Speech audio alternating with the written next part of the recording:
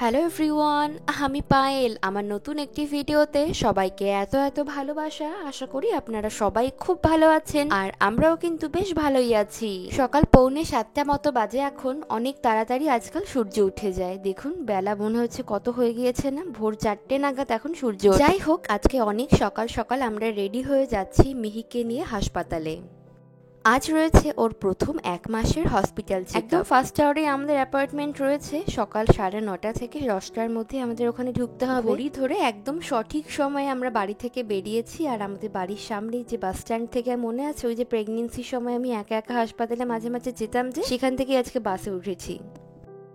আজকে প্রথমবার মিহি বাসে উঠেছে। বাইরে যেহেতু অনেক গরম, তাই আর হেঁটে হেঁটে নয়, বরং বাসটাকেই বেছে নিয়েছি। যাই হোক, প্রায়োরিটি সিটে আমি আর মিহি বসেছিলাম। আর এই দেখুন, এই বাটনটাই প্রেস করতে হয় যখন আমি কোনো বাস স্ট্যান্ডে নামতে চাই।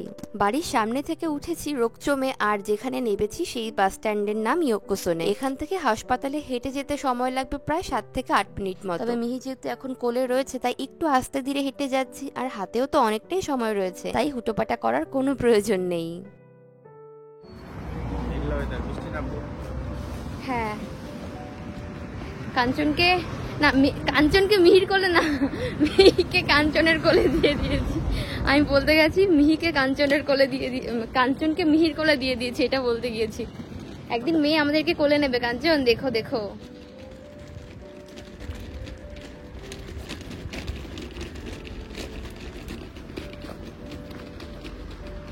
আমার জন্য দাঁড়া।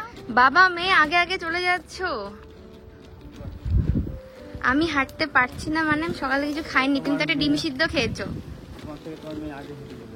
হ্যাঁ যাক, তাই হোক, আমার মেয়ে সবসময় আমার আগেই থাকবে। এই সকালের দিকটায় জানেন, হাসপাতালে বয়স্ক লোকজনেদের অনেক ভিড় থাকে। ওনারা সাধারণত সকাল সকালই আসেন। যাই হোক, চলুন ভেতরে ঢুকি, মিহির অ্যাপয়েন্টমেন্ট পেপারগুলো তুলে নিয়ে তারপর জানি না আবার কতক্ষণ লম্বা লাইনে দাঁড়াতে হবে। আমরা হসপিটালে বসে রয়েছি। ব্লাড টেস্ট হবে প্রথম মিহির, তারপর 1 ঘন্টা ওয়েট করব, তারপরে হবে ডক্টর কনসাল্ট, তাই তো? হ্যাঁ মাম্মা।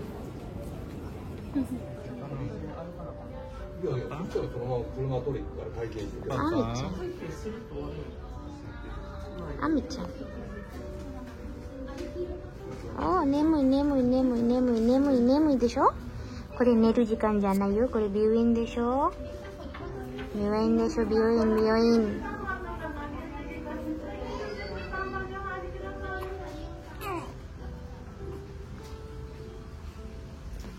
বাবা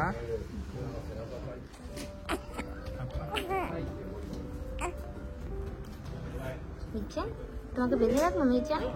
আমি মিচান, তোমাকে একটু বেঁধে রাখবো। পাপার সাথে কথা বলছে। এই কোনাকুনি ডিরেক্ট হচ্ছে পাপার সাথে। তুমি কোথায় এসো? হসপিটালে এসো? তোমার চেক আপ হবে?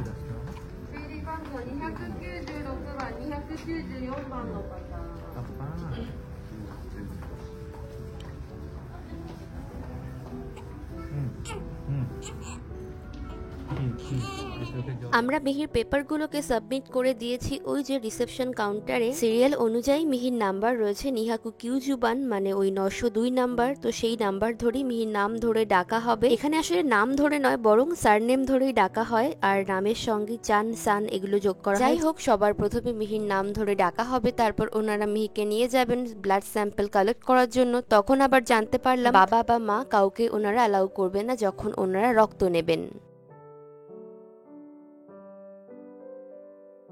এরই মধ্যে একজন মেডিকেল স্টাফ এসে মিহিকে খুব যত্ন সহকারে কোলে তুলে নিয়ে গেলেন ভেতরে। তারপর ওর পা থেকে ব্লাড স্যাম্পল নিলেন, তারপর আবার আমাদের কোলে দিয়ে গেলেন। হালকা হালকা শুনতে পাচ্ছিলাম মিহির কান্নার শব্দ। আমাদেরকে আবার একটি চেম্বারে নিয়ে গেলেন, যেখানে একটি ক্রিবের মধ্যে রেখে আমি মিহির জামা কাপড় এবং ওমুৎসু ডাইপার সেটাও খুলে দিলাম। তারপর সুন্দর করে পরিষ্কার করে দিয়ে অন্য আরেকটি মেজারমেন্ট টেবিলে আমি ওকে তুলে দিলাম। তারপর ওখানকার একজন মেডিকেল স্টাফ মিহির মাথার দৈর্ঘ্য, শরীরের দৈর্ঘ্য, ওজন, ওর ওর প্রাইভেট পার্ট সবই ওনারা চেক করলেন, সবকিছু সুন্দর মতো মেপে নিলেন। তারপর বাইরে এসে আবার 1 ঘন্টার লম্বা, এরই মধ্যে ও আবার ফিডিং এর ডিমান্ড করেছে, তাই ওকে আমি ফিড করিয়ে দিলাম। আর ওই যে রক্ত যে পরীক্ষাটা হবে ওটার রেজাল্ট আসতে কিন্তু একেবারে ঘড়ি ধরে মিনিমাম 1 থেকে 1 ঘন্টা 10 মিনিট মতো সময় লাগার কথা। এত লম্বা সময় ওর জন্য তো খাবার এনেছি, তবে আমাদের পেটে রীতিমতো ছুঁচোড়ন দিচ্ছে, পেটের মধ্যে গুড়ুং বারুং শব্দ উঠে গেছে জানেন। গ্রাউন্ড ফ্লোরে একটা কনভেনিয়েন্স স্টোর রয়েছে, সেখান থেকে কিছু খাবার এনেছিলাম, আমার জন্য একটা রাইস কেক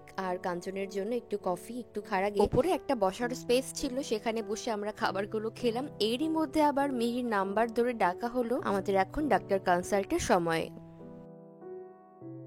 সাধারণত এখানকার সরকারি হাসপাতালগুলিতে যে কোনো ডক্টর, সে আপনি নিজের জন্যই বলুন বা বাচ্চার জন্য, আপনি কখনোই একজন ডাক্তারকেই বেছে নিতে পারবেন না। তবে আমরা ভীষণ লাকি, আমার প্রেগনেন্সির 34 উইকসের পর থেকে একেবারে ডেলিভারি পর্যন্ত আর মিহির জন্মের পর থেকে এখনো পর্যন্ত দুজন আলাদা আলাদা ডক্টরকে পেয়েছি আমাদের দুজনের জন্য। এই যে করিডোরগুলো দেখতে পাচ্ছেন, প্রত্যেকটা করিডোরে ঢোকার জন্য আবার আলাদা আলাদা নাম্বারিং করা গেট রয়েছে, 1 2 3। আমরা যাব 1 নম্বরে। আর দেখুন কি সুন্দর সামনেটা বাচ্চা সুলভ সব কার্টুন অ্যানিমি এগুলোর দিয়ে সাজিয়ে রেখেছে। ওয়েট করতে করতে টায়ার্ড হয়ে এই 9টার সময় এসছি, আর এখন বাজে 12:30, এখন ওয়েট। মেয়েকে এর মধ্যে 2বার খাইয়ে দিলাম বলো, মানে ও তো খাচ্ছে, এবার আমাদের খাওয়ার জোগানটা তো আমরা আনিনি, সেই কারণে আমাদের পেটে ইতিমধ্যে এখন ছুটো জন দিচ্ছে। একটা পর একটা চেক আপ হয়ে হ্যাঁ, ওই যে আগের দিনের মিহির যে ফটোশুট হলো, ওই ভিডিওতে দেখলাম একজন কমেন্ট করেছে, আচ্ছা তুমি ভিডিও করছো বলে কি ওনারা মাস্ক পরে রয়েছেন? একদমই না, ওনারা খুব ভালোভাবেই জানেন মিহির মা অর্থাৎ আমি মাঝে মাঝে টুকটাক একটু ভিডিও বানাই, তো তাতে ওনাদের কোনো আপত্তি নেই। যাই হোক, এখানে হাসপাতালে মাস্ক পরা বাধ্যতামূলক, এমনকি বাস ট্রেন মানুষের বাড়িতে গেলেও ওনারা সবাই মাস্ক পরেই থাকেন, শুধু হয়তো খাবার দাবার খাওয়ার সময় একটু মাস্ক খোলেন। আর জানলে অবাক হবেন, এদেশের মানুষ তো যখন ড্রাইভিং করে, একা গাড়ি চালালেও গাড়ির মধ্যে এসি চালিয়ে দরজা জানলা বন্ধ করার পরেও ওনারা মাস্ক পরে তবেই ড্রাইভ করেন। যাই হোক, বাড়ি ফিরে এসে চটজলদি একটা কিছু রান্না করব। মাছ আমি একটু ভিজিয়ে রেখেছিলাম, তার সাথে একটু বিনস গাজর আলু মিশিয়ে ভেজে নিচ্ছি। এত খিদে পেয়েছে তাই বাইরের খাবার নয় বরং বাড়ির খাবারই খেতে ইচ্ছা করছে। আজকে একটু ভেটকি মাছ রান্না করব। কয়েক পিস মতো ভেটকি মাছ আমি ভালো করে ধুয়ে নিয়েছি, নুন হলুদ মাখিয়ে খুব হালকা হাতে এগুলো চলুন একে একে ভেজে তুলে নেই। সেই বেরিয়েছি কোন সকালে ভাবুন, বাড়ি থেকে 8:30 নাগাদ বেরিয়েছি, হসপিটালে ঢুকেছি প্রায় 8:45 নাগাদ। সকালের দিকটায় হাসপাতালে এত ভিড় থাকে, সিরিয়াল বাই সিরিয়াল একজনকে ডাকতে ডাকতে প্রায় অনেকক্ষণই সময় লাগায়। তো বাড়ি ফিরতে ফিরতে আমাদের সময় লেগে গিয়েছে প্রায় বেলা 1:30 মতো। দুপুর 1:30টার সময় এসে এখন রান্না বসালাম। সবার আগে মিহিকে স্নান করিয়ে খাইয়ে কাঞ্চন ওদিকে ঘুম পাড়াচ্ছে, আর আমি এখানে রান্নাঘরে এসে চটজলদি মাছের ঝোল বানাবো।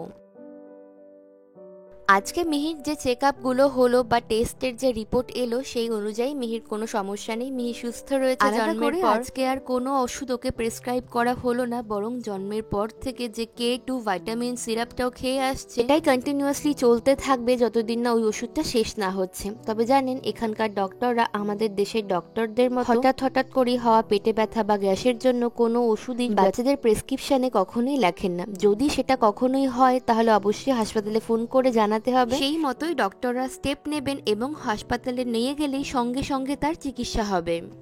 যাই হোক, এত বেলা হয়ে গিয়েছে তাই এখন আর অত রসিয়ে কষিয়ে রান্না করব না, বরং একদম বাড়ির প্রত্যেক দিনের সিম্পল মশলা আলু টমেটো দিয়ে পাতলা একটা ঝোল বানাচ্ছি। গোটা জিরে তেজপাতা শুকনো লঙ্কা ফোড়ন দিয়ে আলুগুলো একটু বড় বড় করে কেটে রেখেছিলাম, সেগুলো প্রথম ভেজে নিলাম, একটা গোটা টমেটো দিয়েছি, আর ওই যে একটুখানি গুঁড়ো মশলা সঙ্গে নুন চিনি দিয়ে মশলাটাকে ভালো মতো কষিয়ে নিচ্ছি সামান্য জল দিয়ে। আজকের ভেটকি মাছগুলো ভাজার সময় অথবা ওই ধোয়ার সময় বুঝতে পেরেছি আগে যত ভেটকি মাছ এনেছি তার থেকে বরং এটা অনেক বেশি ফ্রেশ ছিল। আসলে সবই তো ফ্রোজেন মাছ, এটাও ফ্রোজেন, তবে ধোয়া বা রান্নার সময় বা খাওয়ার সময় বলা যায়, বোঝা যায় জানেন তো কোনটা একটু ফ্রেশ কম আর কোনটা একটু ফ্রেশ বেশি। সেম দোকান থেকে এই সেম প্যাকেটের মাছটা এনে ভাবছি পরের দিন একটু পাতুরি বানাবো। যাই হোক, আলু টমেটো মশলা সব ভালো মতো কষিয়ে আমি পরিমাণ মতো জল দিলাম। এবার এটা একটু ফুটে এলেই তারপর ওই যে হালকা যে ভেজে রাখা মাছগুলো রয়েছে ওই মাছগুলো ঝোলের ওপর দিকে দিয়ে দেব। ভেটকি মাছটা অনেকটাই নরম, তাই বেশি আর নাড়াচাড়া করবো না। নাবানোর আগে ব্যাস একটু ভাজা জিরের গুঁড়ো ছড়িয়ে দিলেই রান্না রেডি। আবার জানেন, ডক্টরের কাছ থেকে আজকে নতুন আরেকটা কথা জানতে পারলাম। সেটি হলো ডক্টররা যে প্রেসক্রিপশনগুলি লেখেন, যে তারিখ থাকে প্রেসক্রিপশনে, সেটা যদি 2 থেকে 3 দিন পার হয়ে যায় তাহলে না কোনো ক্লিনিক থেকেই ওই ওষুধ নাকি আর কেনা যায় না। তাই কাঞ্চনকে বললাম, কাঞ্চন আজকে তো আর সম্ভব নয়, কারণ অনেকটাই ক্লান্ত আমরা, বরং তুমি আগামীকাল সকাল সকাল গিয়ে ওষুধগুলো নিয়ে এসো। যাই হোক, চলুন ওদিকে ভাজাভুজি তো আমি নাবিয়ে রেখেছি, এখানে মাছের ঝোলটা হয়ে এসেছে আর একটু ভাতও চাপিয়ে দিয়েছি, সবই কমপ্লিট। এখন শুধু রান্নাঘরটা চটজলদি ক্লিন করব। হাসপাতাল থেকে এসেছি, তাই রান্নাঘরে ঢোকার আগে শুধুমাত্র হাত পা একটু গাটা ধুয়েছিলাম, তবে রান্নার পর তো অনেক তেল মশলা গায়ে ছিটে আসে, আর ছোট বাচ্চাকে যেহেতু সবসময় ধরতে হয়, তাই আজকাল রান্নার আগে যদি কখনো স্নান হয়েও যায়, তবে আমি রান্নার পরও একটু স্নান করে আসি। বেশ, চলুন এখন ফ্রেশ হতে যাই, আর আজকের ভিডিওটাও এখানেই শেষ করছি। দেখা হচ্ছে পরবর্তী নতুন কোনো ভিডিওতে। সবাই খুব ভালো থাকবেন, সুস্থ থাকবেন, টাটা, বাই বাই।